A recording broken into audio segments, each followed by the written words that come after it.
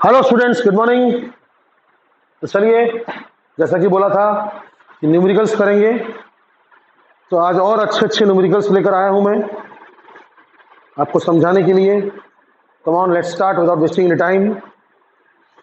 तो क्वेश्चन है बेटा, लिखिएगा आप, मैं बोल रहा हूं आप लिखिए। A crown glass prism of angle 5 degree is to be combined with a flint glass in such a way that the mean ray passes undeviated. Great. यानी उन्होंने एक क्राउन ग्लास लिया है जिसका एंगल ऑफ प्रिज्म है 5 degree, और एक flint glass लिया है जिसका एंगल ऑफ प्रिज्म उसने बताया नहीं है, लेकिन वो चाहता है कि डिविएशन ना हो। वो चाहता है कि डिविएशन ना हो। अच्छी बात है।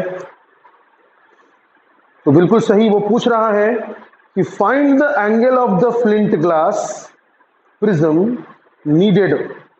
बढ़िया, हम ये कर सकते हैं। उन्होंने पहले पूछा कि फाइंड ए डैश।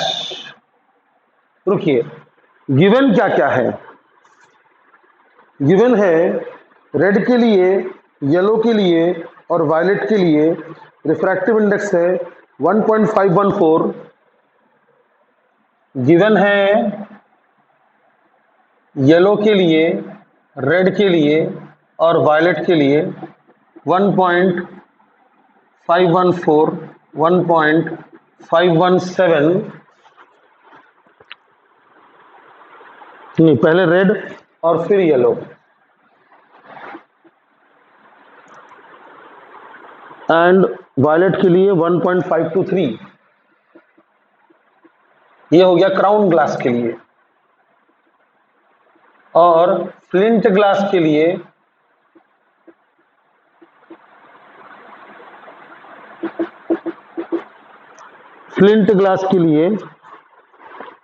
रेड का 1.613, येलो का 1.620 और वायलेट का 1.632। चलो, अच्छी बात है। तो आप जानते हैं डिविएशन नहीं होना है उसको, यानी नेट डिविएशन उसको 0 पाइजे।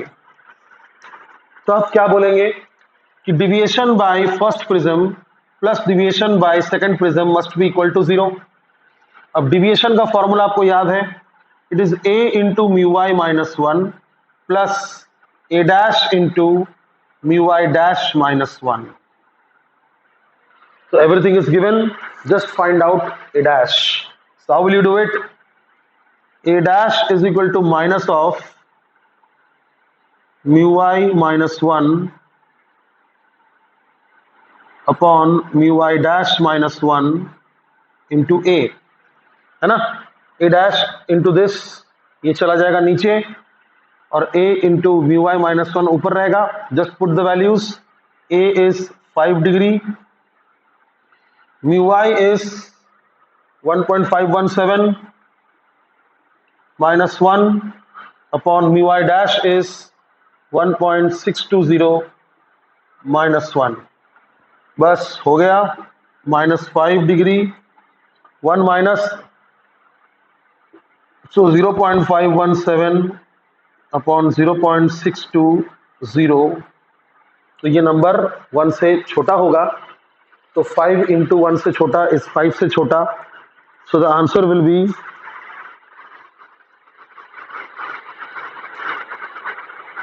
ओ माय गुडनेस, ऑप्शंस नहीं है। तो आप एक काम करना, इसको सॉल्व कर लेना, वही आंसर होगा। बट आप समझ गए ना, डिविएशन नहीं होने के लिए हम ये फॉर्मूला अप्लाई कर रहे हैं बस। ये हो गया पार्ट ए। पार्ट बी में पूछ रहा है वो, find the angular dispersion produced by the combination when white light goes through it. यानी डिविएशन नहीं था बट डिस्पर्शन तो होगा ही, तो उसी के बारे में पूछा है कि find net dispersion. Find net dispersion मतलब थीटा नेट। अब बेटा थीटा नेट का फॉर्मूला क्या होगा? पहले प्रिज्म का थीटा प्लस दूसरे प्रिज्म का थीटा। थीटा का फॉर्मूला क्या है, एंगुलर डिस्पर्शन का फॉर्मूला क्या है, it is A into mu V minus mu R plus A dash into mu V dash minus mu R dash. तो अगेन सारे वैल्यूज दिए हुए हैं, आप बस पुट कर लो। ए है 5 डिग्री, म्यू वी है आपका 1.523 माइनस म्यू आर है 1.514 प्लस ए डैश, याद रखिएगा ए डैश माइनस में आएगा, तो 5 इंटू 0.517। सिंस मैंने इसको सॉल्व नहीं किया था तो मैं एज इट इज पुट कर रहा हूं, इंटू म्यू वी डैश जो भी है आप उसको पुट कर लो, mu V dash is 1.623 minus mu R dash is 1.613। तो आप इसको सॉल्व कर लो, आपको थीटा नेट मिल जाएगा। कुछ नहीं, इसको माइनस कर लो, इसको माइनस कर लो, इसको डिवाइड करके मल्टीप्लाई कर लो, है ना। So quite easy formula based question है, बस डेरिवेशन ही थोड़ा सा डिफिकल्ट था, तो इसको लिखो आप अच्छे से। एक और क्वेश्चन देखते हैं, क्वेश्चन क्वेश्चन क्वेश्चन, चलो आ जाओ क्वेश्चन भाई साहब, कहाँ हैं?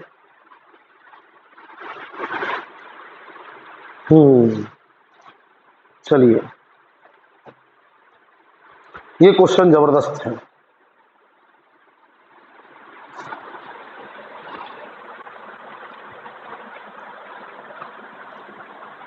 क्वेश्चन बोल रहा है कि एक राइट एंगल प्रिज्म है, एक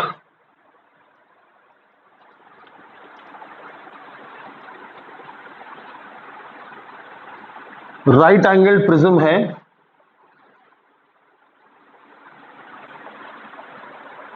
जो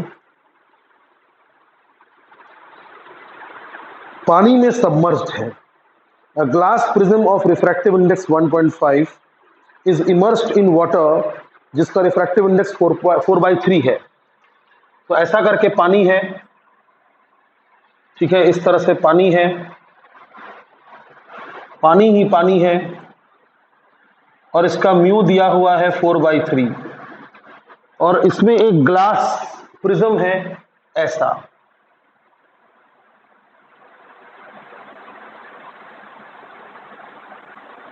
और इसका म्यू दिया हुआ है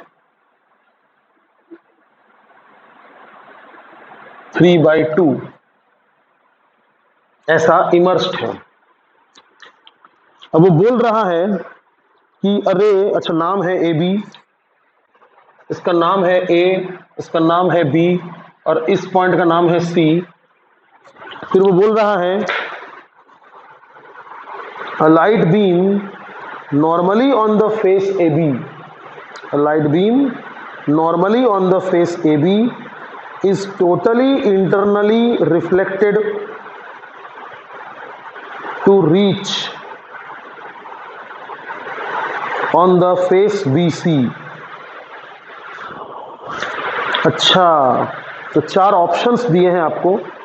एक दिया है साइन थीटा, ये एंगल थीटा दिया है, और ऑप्शंस है sine theta is greater than equal to 8/9, दूसरा है 2/3, sine theta greater than 2/3 but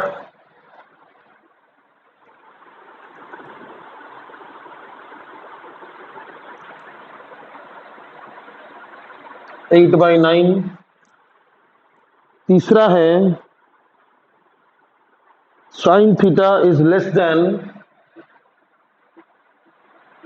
2/3, और चौथा है sine theta is less than 8/9। ये 4 ऑप्शंस हैं। अब ये क्या बोलना चाह रहा है हम देखते हैं, पहले हम क्वेश्चन को समझते हैं। क्वेश्चन बोल रहा कि फेस ए बी पर लाइट बीम नॉर्मली आया, तो अगर लाइट नॉर्मली आया तो इस फेस में तो डिविएट नहीं होगा क्योंकि नॉर्मली आ रहा है, तो ऐसा करके आ जाएगा, है ना। उसके बाद यहां से वो चाहता है कि टोटली इंटरनली रिफ्लेक्ट हो जाए, तो थीटा कितना होना चाहिए। इसका मतलब ये जो एंगल ऑफ इंसिडेंस है it should be greater then the critical angle. समझे ना आप। अगर ये एंगल ऑफ इंसिडेंस, देखिए ये एक ट्रांसपेरेंट फेस है, ट्रांसपेरेंट फेस, जो लाइट यहां से आ रहा है वो यही चाहेगा कि वाटर में चले जाए, denser to rarer, away from the normal, water में चले जाए।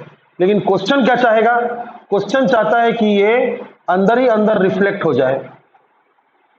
तो ऐसा कब होगा, अंदर ही अंदर रिफ्लेक्ट कब होगा, यानी टोटल इंटरनल रिफ्लेक्शन कब होगा, जब ये एंगल, ये जो भी एंगल होगा, ये एंगल अल्फा मान लीजिए, ये एंगल क्रिटिकल एंगल से ज्यादा हो,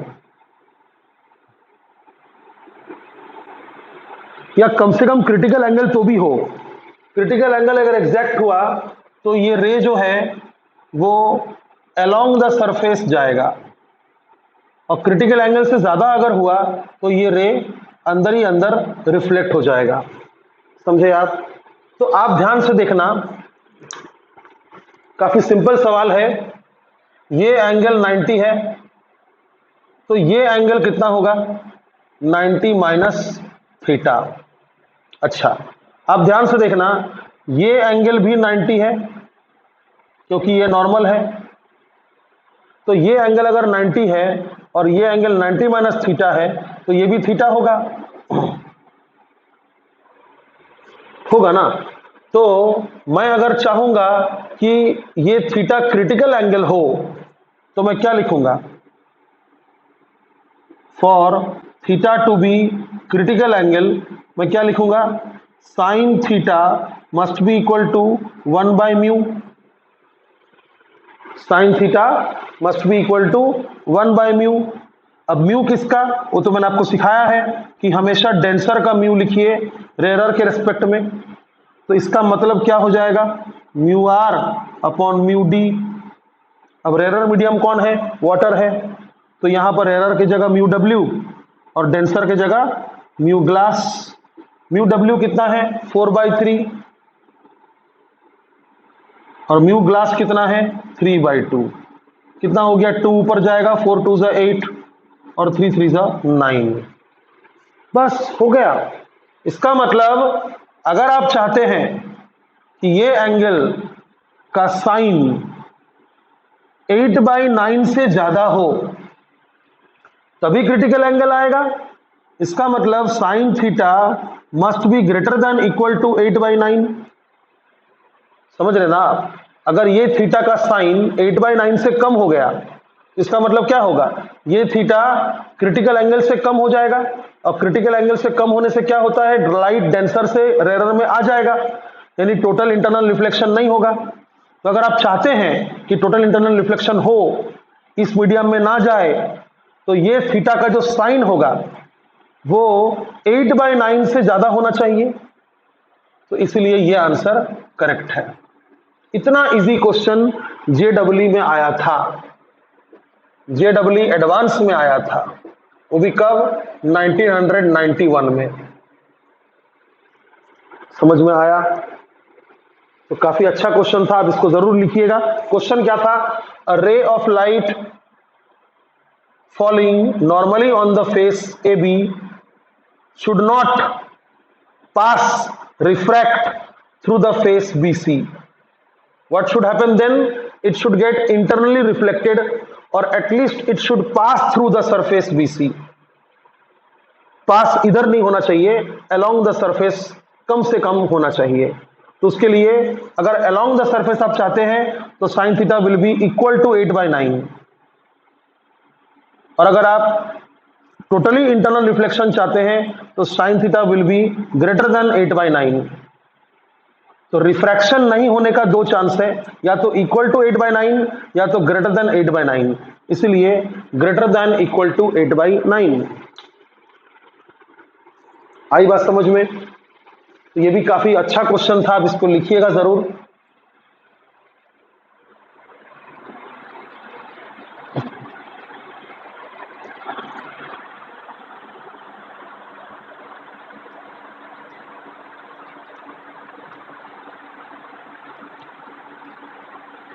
चलिए एक और क्वेश्चन करते हैं।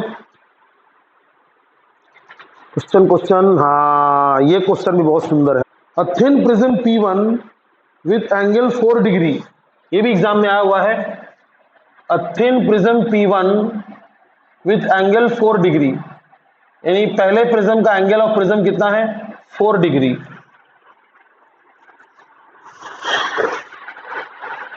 And made from glass of refractive index 1.54, और इस प्रिज्म का रिफ्रैक्टिव इंडेक्स है 1.54। फिर बोल रहा है is combined with another thin prism P2, is combined with another thin prism P2 and made from glass of refractive index 1.72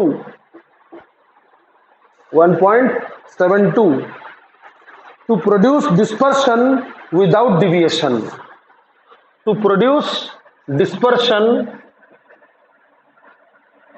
without deviation। तो फिर the angle of prism P2 must be, इसका angle कितना होगा। Exam में आया हुआ question है और बहुत सिंपल है। तो क्या करेंगे आप, नेट डिविएशन इसका 0 है, तो नेट डिविएशन का फॉर्मूला क्या है, पहले प्रिज्म का डिविएशन प्लस दूसरे प्रिज्म का डिविएशन, और डिविएशन का फॉर्मूला क्या है, a into mu Y minus 1 plus a dash into mu Y dash minus 1। अब आप बोलेंगे सर म्यू वाई तो नहीं दिया है, इसने तो सिर्फ म्यू दिया है। तो बेटा याद कीजिए म्यू वाई यानी येलो कलर का mu, yellow colour is the mean colour, mean colour. अगर मैं बोलूं कि एक प्रिज्म का रिफ्रैक्टिव इंडेक्स 1.54 है और मैं ये ना बोलूं कि वो किस कलर के लिए है, तो ऑफ कोर्स वो येलो कलर के लिए है।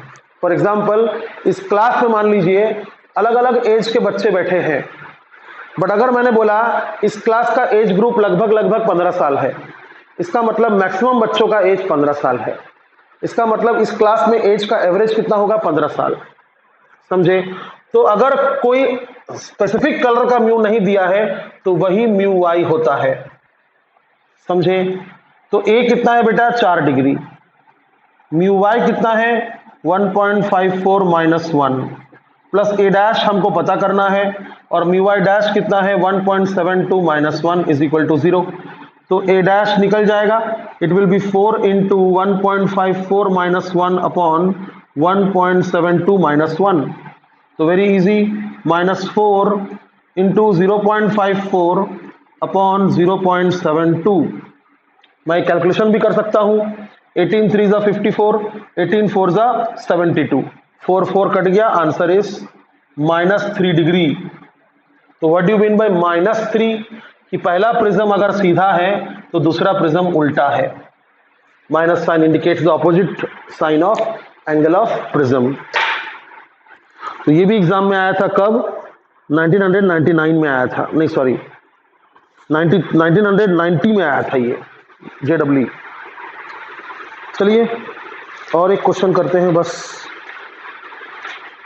एक अच्छा क्वेश्चन निकालते हैं। हाँ ये क्वेश्चन जबरदस्त है, 2010 में आया था। चलिए तो आप समझ रहे हैं कि डिविएशन विदाउट डिस्पर्शन और डिस्पर्शन विदाउट डिविएशन कुछ खास डिफिकल्ट नहीं है। फॉर्मूला अगर याद है तो हो गया, और आपको अभी फॉर्मूला रटने की जरूरत नहीं है, आप बस समझो अभी कि मीनिंग क्या है डिस्पर्शन विदाउट डिविएशन और डिविएशन विदाउट डिस्पर्शन का। एक डायग्राम यहां दिया हुआ है 60 90 135 75, ऐसा करके एक डायग्राम दिया है।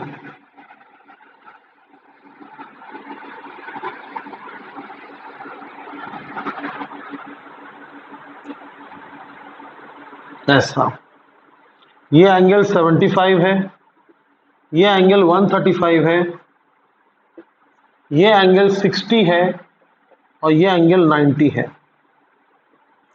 ठीक है, और नाम है ABCD, इस तरह से ABCD। और वो बोल रहा है कि अ रे OP ऑफ मोनोक्रोमेटिक लाइट, मतलब single colour, is incident on the face AB of prism ABCD near the vertex B at an incident angle of 60 degree. मतलब इस A वर्टेक्स के वेरी पास में एक रे आ रहा है OP जो कि इंसिडेंट एंगल 60 बना रहा है। मतलब मैं अगर नॉर्मल ऐसे बनाऊं तो ये एंगल 60 है। तो क्या होगा बेटा, रेरर से डेंसर, इसका म्यू दिया हुआ है √3। तो रेरर से डेंसर घुस गया तो it will bend away towards the normal, घुस गया, इधर जाएगा ऐसा करके। फिर मैं यहां नॉर्मल बनाऊंगा और मैं बड़े ही आसानी से ये वाला एंगल पता कर सकता हूं sine i by sine r is equal to mu लिखकर। तो sine i by sine r is equal to mu. I कितना है बेटा 60, आर पता करना है, म्यू कितना है √3, साइन 60 कितना होता है √3/2 इज इक्वल टू √3 कैंसिल हो गया। तो साइन आर अगर ऊपर चला गया तो इधर 1/2 बचेगा। ये आर इज 30 डिग्री, क्योंकि साइन 30 1/2 होता है। तो ये एंगल निकला 30 डिग्री। तो बेटा ये एंगल भी 30 ही होगा। क्यों? क्योंकि ये पूरा एंगल 60 होगा, जितना ये है 60 वर्टिकली ऑपोजिट एंगल से, ये भी पूरा कितना होगा 60। तो ये 30 तो ये भी 30। ओके बढ़िया। और आप जानते हैं कि ये जो एंगल है वो 90 है। तो आप ये एंगल भी कैलकुलेट कर सकते हैं। देखिए ये एक क्वाड्रिलैटरल है, ये एक क्वाड्रिलैटरल है जिसका चारों साइड मिलाकर 360 होता है। तो 90 + 30 120, यानी ये एंगल हो गया 120, 120 + 60 कितना हो गया 180, यानी बाकी दोनों मिलाकर भी 180 चाहिए। तो ये हो जाएगा 45, तो ये भी हो जाएगा 45। आई दादा, ये इंसिडेंट एंगल क्रिटिकल एंगल से ज्यादा हो गया। कैसे पता? Very simple, sine inverse of 1/μ is IC और म्यू कितना है √3 है। तो sine inverse of 1/√3 is IC और हमारा इंसिडेंट एंगल कितना है 45। अब क्या आप इसको ऐसा लिख सकते हैं, sine IC is 1/√3? Of course लिख सकते हैं, इनवर्स का वही मतलब होता है। और साइन 45 कितना होता है? साइन 45 होता है 1/√2। साइन 45 कितना होता है 1/√2। तो बेटा √2 बड़ा है कि √3 बड़ा है? बताओ, √2 बड़ा है कि √3 बड़ा है? √3 बड़ा है। तो ये फ्रैक्शन बड़ा हुआ क्योंकि डिनोमिनेटर छोटा है ना। तो डिनोमिनेटर अगर छोटा है तो ये फ्रैक्शन बड़ा है। इसका मतलब ये एंगल इस एंगल से बड़ा है। इसका मतलब ये 45 डिग्री इस क्रिटिकल एंगल से ज्यादा, 45 डिग्री इज ज्यादा देन क्रिटिकल एंगल। तो क्या होगा, लाइट ग्लास से एयर में नहीं जाएगा, लाइट अंदर ही अंदर रिफ्लेक्ट हो जाएगा। और अगर रिफ्लेक्ट हुआ तो ये एंगल भी 45 होगा। समझे? फिर मैं यहां पर अगर नॉर्मल बनाया, अगर मैंने यहां पर नॉर्मल बनाया, ये भी 45,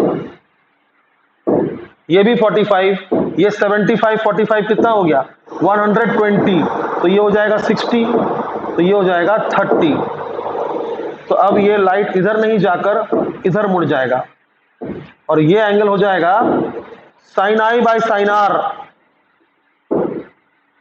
sign i by sine r is equal to 1/μ, क्योंकि light is moving from denser to rarer. तो म्यू कितना है 1/√3 और साइन 30 कितना है 1/2। तो 1/2 sine r is equal to 1/√3। तो ये 2 चला जाएगा ऊपर। तो इसका मतलब क्या हुआ, इसका मतलब हुआ sine r is equal to √3/2, उल्टा कर दिया मैंने। तो आर कितना हुआ 60 डिग्री, यानी ये हुआ 60। Very good. अब अगर मैं इसको ऐसे आगे पीछे आगे एक्सीड किया, अगर किया तो ध्यान से देखना, ये 30, ये देखो, ये इसको देखो, 1 2 3 4, 1 2 3 4, ये चारों एंगल मिलाकर 360 होना चाहिए, जिसमें से ये एंगल 30 है, ये एंगल 90 है। कितना हो गया? 120। अच्छा, अगर ये 60 हुआ तो ये 30 होगा और ये 90 है, तो ये पूरा एंगल मिलाकर कितना होगा? ये पूरा, ध्यान से देखना, 30 plus 90 plus 30 plus 6, 30 plus 90 plus 30 है ना, 30 30 60, 60 और 90 150, 150 और 30 180, 180 और 90 270, यानी ये एंगल होना चाहिए 90, तब ना कुल मिलाकर होगा 360, तो ये एंगल भी होगा 90। Very good. अब ऑप्शंस पढ़ते हैं। पहला ऑप्शन है the ray gets totally internally reflected at face CD।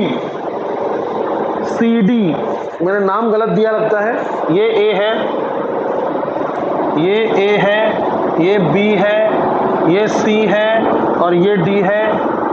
तो पहला ऑप्शन था कि the ray gets totally internally reflected from CD। Yes, it's correct, पहला ऑप्शन करेक्ट। दूसरा, the ray comes out through face AD।